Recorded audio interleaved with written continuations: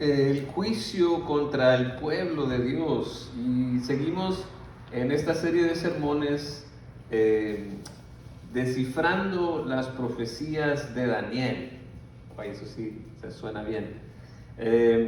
Y hoy vamos a ver una profecía que ya está cumplida. Vamos a ver cuáles son los rasgos principales, recordando que este tipo de literatura que leemos en Daniel, que es la literatura apocalíptica, no podemos hacer mucho énfasis en los detalles, sino más bien en las verdades que comunican, las verdades generales, los símbolos que están ahí. Les decía, si se acuerdan de este libro de Daniel, los capítulos del 2 al 7 están en otro idioma, en el idioma que se hablaba ahí en Babilonia, y del 1 y luego del 8 al 12 siguen en hebreo. Entonces, en la semana antepasada vimos el capítulo 7, que se relacionaba con el capítulo 2, que era el sueño de Nabucodonosor, ¿verdad? Y en el capítulo 7 veíamos estas bestias que salen del mar y que son espantosas, pero sale uno que viene de las nubes, que es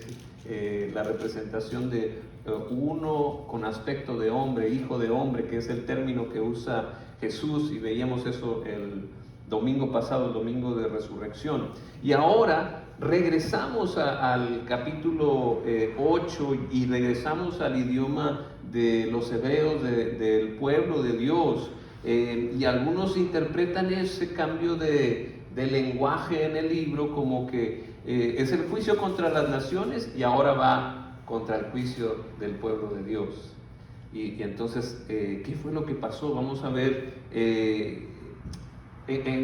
Tenemos muchas indicaciones de la interpretación correcta de esto, porque una de las reglas de interpretación que les decía es que hay que leer el contexto. No puedes leer nada más un renglón y decir, ay, aquí dice esto, sin leer lo demás. Hay que leerlo todo. Entonces vamos a ver por qué este es un juicio contra el pueblo de Dios. Dice así en el capítulo 8. Al tercer año del reinado de Belsasar, yo, Daniel, tuve otra visión. En ella me veía en la ciudadela de Susa, en la provincia de Elam, junto al río Ulai, y me fijé y vi ante mí un carnero con 2 cuernos. Estaba junto al río y tenía cuernos largos. Uno de ellos era más largo y le había salido después.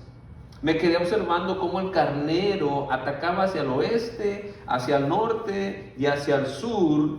Ningún animal podía hacerle frente, ni tampoco quien pudiera librarse de su poder. El carnero hacía lo que quería y cada vez cobraba más fuerza.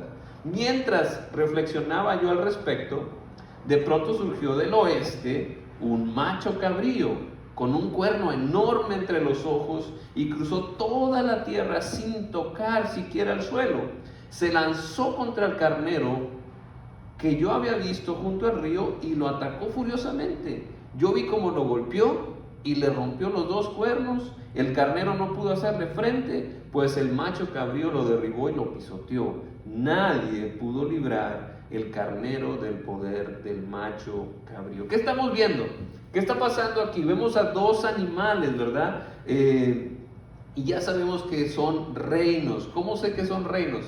Acuérdense, le acabo de decir, la regla de interpretación es lea todo, ¿verdad? ¿Por qué? Porque en unos versículos después dice ahí, ¿verdad? El ángel Gabriel descifra la visión, le dice a Daniel, el carnero de 2 cuernos que has visto simboliza ¿qué? En el versículo 20, simboliza a los reyes de Media y de Persia. El macho cabrío es el rey de Grecia y el cuerno grande que tiene entre los ojos es el primer rey. Los 4 cuernos que salieron en lugar y que fue los 4 cuernos que salieron en lugar del que fue hecho pedazos simbolizan a los 4 reinos que surgirán de esa nación, pero que no tendrán el mismo poder. O sea, ya nos está diciendo qué es. O sea, no te pongas a imaginar, oh, ¿qué será ese macho cabrío? ¿Es el diablo? O no sé. No, ya te está diciendo ahí mismo el texto. Y creo que todos conocemos al primer rey de Grecia, o por lo menos han escuchado de él, que fue el gran Alejandro Magno, que él fue el que conquistó toda la tierra rápido.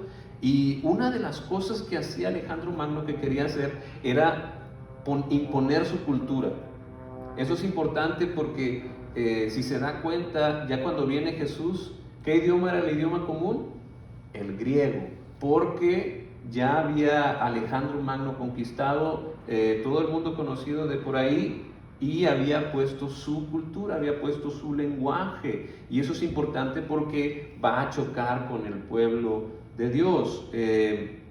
¿Por qué le digo esto? Porque mire, Alejandro Magno quería helenizar, quería poner su cultura. ¿Y qué fue lo que pasó?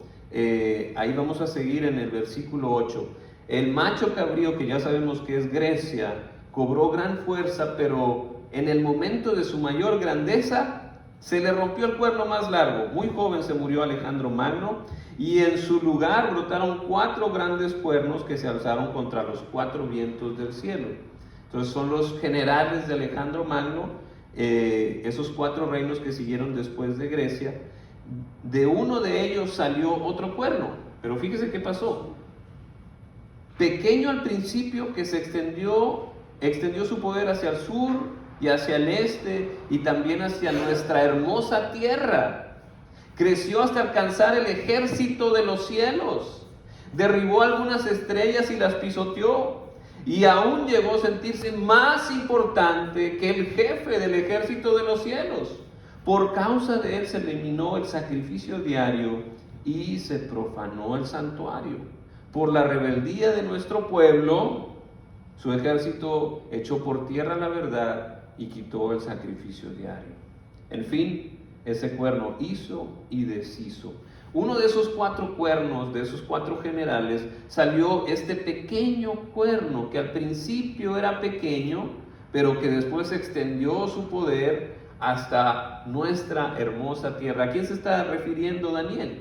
Pues a su propia tierra, la tierra de los judíos, al Israel, alcanzar el ejército de los cielos, y se eliminó el sacrificio diario, llegó hasta el templo. Entonces, ¿quién es este rey? ¿Quién es este rey? ¿Quién podrá ser? Y muchos dicen que este es el anticristo del Antiguo Testamento, pero sí hay un rey que encaja perfecto con la descripción, y ese rey se llamaba Antíoco IV Epífanes. Él es de la dinastía seleucida, y él estuvo en el 2º siglo antes de Cristo, y hizo todo eso que dice aquí. Fíjese, la religión y la práctica judía estaban chocando con la helenización que le estaba diciendo, y lo que hizo este Antíoco Epífanes es que entró al templo de los judíos y puso un objeto sagrado de Zeus y sacrificó un cerdo ahí. Entonces eso fue lo que hizo. Le quitó a los judíos su templo e hizo sacrificios a otros dioses ahí, al dios Zeus. Y por eso fue es este rey que profanó el santuario, hizo esa profanación, sacrificó un cerdo, que era uno de los animales prohibidos para los judíos, ahí en el templo, a otro dios. Entonces esa fue la profanación, la abominación desoladora. Después dice en el versículo 23, hacia el final de esos reinos, cuando los rebeldes lleguen al colmo de su maldad, surgirá un rey de rostro adusto, maestro en la intriga, que llegará a tener mucho poder, pero no por sí mismo. Este Antíoco Epífanes era bueno para hacer negocios, y entonces fue lo que le ayudó a crecer. Dice, ese rey causará impresionantes destrozos y saldrá airoso en todo lo que emprenda. Destruirá a los poderosos y al pueblo santo. Con su astucia propagará el engaño, creyendo ser superior. Destruirá a mucha gente que creía estar segura y se enfrentará al príncipe de príncipes. Pero fíjese, pero será destruido sin intervención humana. ¿Sabe cómo murió Antíoco Epífanes? De una enfermedad. Fue Dios quien lo juzgó, y claro que murió porque se enfrentó al príncipe de príncipes, que es Dios.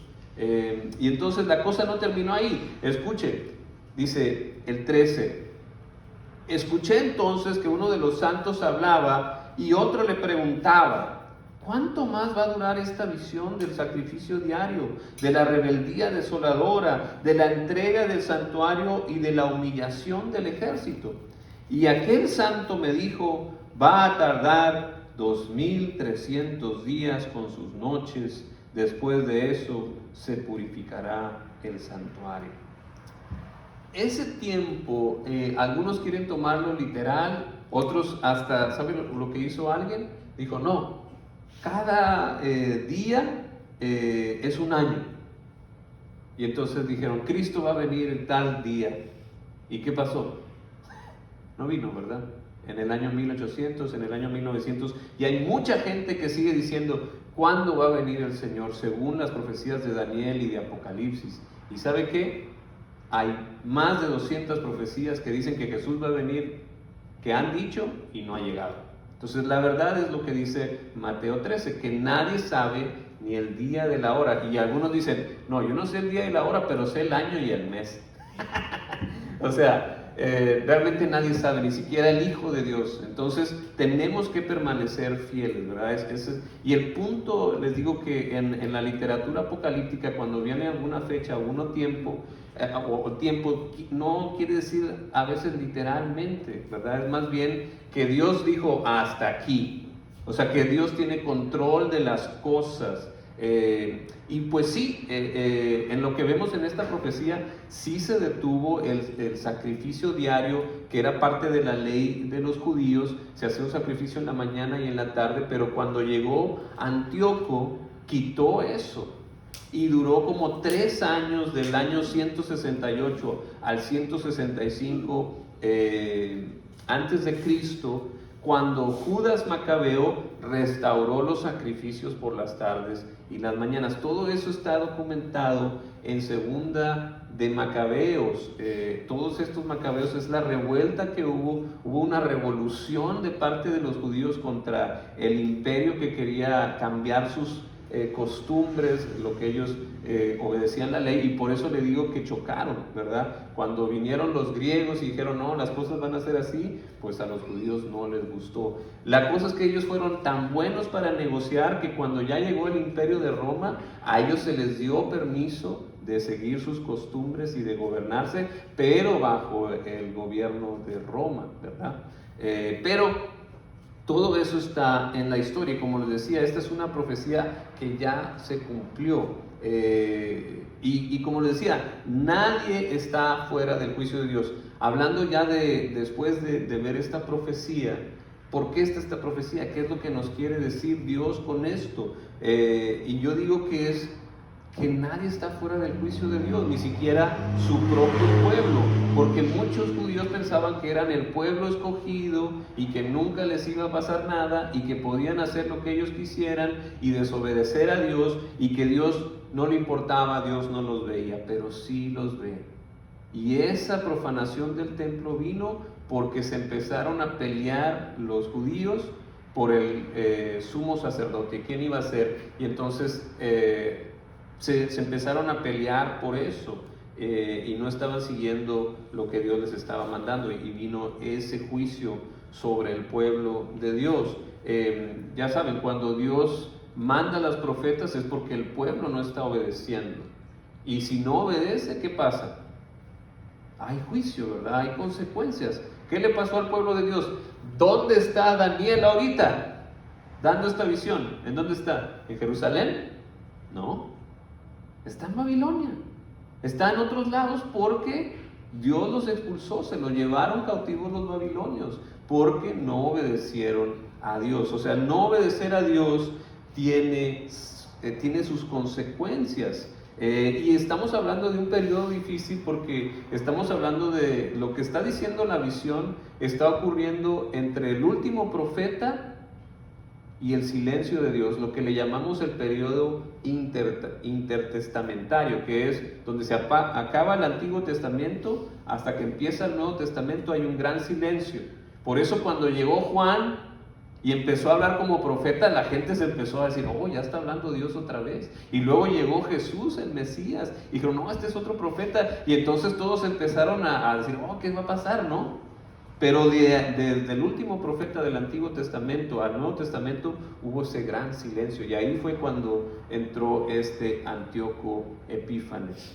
Y hizo esto con el templo, pero luego se restauró justo como dice ahí. ¿Qué es lo que tiene que enseñarnos Dios con este texto? Primero, que Dios puede ver el pasado, el presente y el futuro. Dios puede verlo, y no solo eso, Él dirige la historia. Y entonces, teniendo ese conocimiento de que Dios sabe mejor las cosas, podemos confiar en que su consejo es el mejor. Dios sabe qué es lo mejor para ti. Entonces, si tú obedeces a Dios, estás siguiendo el mejor consejo, porque Dios sabe, Dios últimamente tiene el control de la historia, y los tiempos en la literatura apocalíptica, como les decía, son simbólicos, no son exactos, y hay muchos que se pierden en esas interpretaciones fallidas. Por eso tenemos que estar conscientes de que Dios sabe. Si Dios dice hasta aquí, va a ser hasta aquí, pero a nosotros no nos corresponde estar haciendo predicciones ni nada de eso. Muchos, siempre los que predicen es que va a ser en nuestro tiempo. Cuando no fue en el tiempo de Daniel, él estaba viendo una visión y se cumplió muchos años, muchas generaciones después. Pero nosotros cuando interpretamos la Biblia a veces pensamos, ¿cómo va a ser en mi tiempo que va a pasar esto? Pero realmente no sabemos los tiempos exactos de Dios. Y fue lo que le pasó a los judíos, ¿verdad? Cuando llegó Jesús, no lo reconocieron como Mesías. Entonces, tengamos cuidado con esas interpretaciones. Y bueno, pero eso es lo principal, que podemos confiar en Dios. Y lo segundo es que aprendamos en cabeza ajena. No se aprende en cabeza ajena, pero intentémoslo. Dice la frase, ¿verdad? Pero intentémoslo. Mire el pueblo de Dios cómo le fue. Era el pueblo escogido de Dios. Y se lo llevaron los babilonios, mataron a su rey, se llevaron cautivos a sus jóvenes. Entonces tenemos que estar conscientes de que el juicio también puede caer sobre nosotros. Aún nosotros, los cristianos, tenemos que estar conscientes de que lo que dice Proverbios 3, 11 y 12, acuérdese de este: Hijo mío, no desprecies la disciplina del Señor, ni te ofendas por sus represiones, porque el Señor disciplina a los que ama, como corrige un padre a su hijo querido. O sea, si el Señor es nuestro Padre, prepárese, porque también el Señor tiene que corregirnos, porque no vamos por el buen camino, vamos a tener que recibir esa corrección. Así que no te desanimes si el Señor te está disciplinando, si el Señor te está corrigiendo. Al contrario, tómalo como algo bueno. El Señor quiere lo mejor para ti, así como los padres queremos lo mejor para nuestros hijos. Tenemos que a veces decirles: esto que estás haciendo está mal, las cosas las tienes que hacer así. El Señor, nuestro Padre Celestial, también nos dice lo mismo a nosotros: lo que estás haciendo está mal, tienes que hacer esto mejor, ¿no? Entonces, tengamos eso presente. Eso es lo que nos enseña, que no por ser parte del pueblo de Dios ya significa que no tienes que hacer nada ni obedecer a Dios. Al contrario, tú tienes que ser el ejemplo, y por medio de ti van a ser benditas todas las familias, por medio de Cristo en ti. Entonces tenemos esa misión, y el Señor nos va a corregir para que nos alineemos con Él. Y muchas veces pensamos, no, pues que los pecadores paguen, ¿verdad? Que a los pecadores les vaya mal. ¿A poco no se merecen que Dios los castigue? ¿Amén? Amén. Amén. Pero cuando es nuestro pecado, queremos que nos castigue Dios. Cambia la cosa, ¿verdad? Mejor no, mejor ten misericordia, Señor, ¿no? Dios nos salva del juicio final gracias a Cristo, pero a Dios le importa cómo somos y cómo nos comportamos. Jesús mismo corrigió a sus discípulos, dijo: no, así no debe ser entre ustedes. El más grande, ¿qué debe hacer? Debe servir al más pequeño. Y ya les puse ejemplo. ¿Me explico? O sea, Dios nos va a seguir corrigiendo, y tome su corrección como una manera de recibir el amor de Dios. Así que seamos humildes, rápidos para arrepentirnos y seguir el camino correcto, porque leímos en el Salmo 103, versículo 8, el Señor es lento para la ira y grande en misericordia. Si es lento para la ira, pues aprovechémonos y regresemos al camino correcto antes de que llegue la ira de Dios, y entonces sí estemos, ay Señor, ten misericordia, ¿por qué me está pasando esto? Antes de eso, es lento para la ira, pero sí hay ira.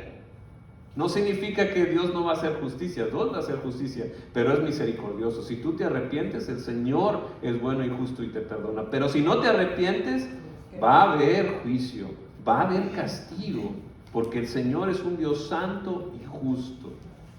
Entonces, antes de que eso pase, agarra el camino correcto, que tus pies se dirijan al bien, que tus manos, que tu mente, que tu corazón se alinee con la piedra angular que es Cristo Jesús. Dejemos que su Santo Espíritu nos corrija, nos ayude y seamos cada vez más como Cristo, recordando que hay renovación, hay restauración. Aunque la regamos, tenemos esperanza porque el Señor nos ama. Después de eso, dice la palabra de Dios, se purificará el santuario. Dios sabe lo que hace.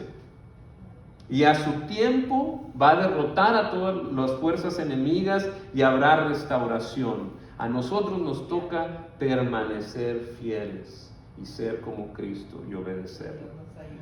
Amén. Amén. Muy bien, pues vamos a tener un tiempo de reflexión, de respuesta a la palabra de Dios. Si el Señor te está hablando, pues contéstale en oración, haz un compromiso, haz un plan de acción, qué vas a hacer, cómo va a cambiar tu vida de aquí en adelante, qué cosas tienes que hacer para ser más fiel a Cristo. Vamos a alabar a Dios y a responder a su palabra, rendirnos a Dios. Bendito el Señor por su gran amor. Bendito el Señor por su poder. Te alabamos, Señor, con sinceridad.